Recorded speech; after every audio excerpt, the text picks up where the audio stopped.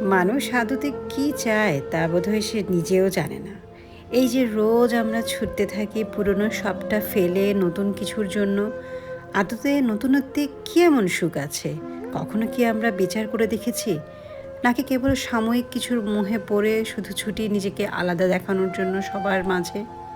নতুনত্বে আমেজ থাকে, অস্বীকারের সুযোগ নেই, কিন্তু একটা মানুষ, একটা সংসার বা কোনো বিষয় পুরনো হলেই যদি আপনার মাঝে বদলে ফেলার ঝোঁক চলে আসে, তবে আপনি কেমন মানুষ?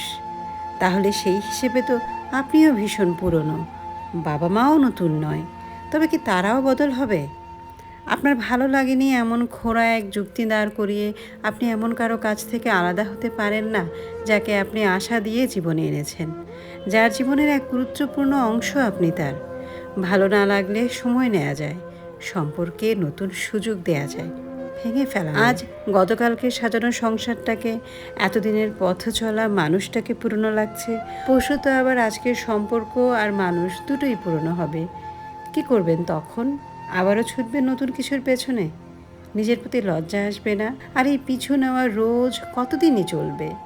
দিন শেষে ফিরতে তো হবেই, কিন্তু সেই ফেরাটা ভালো না মন্দ হবে, সেটা নির্ভর করে নিজের উপরে।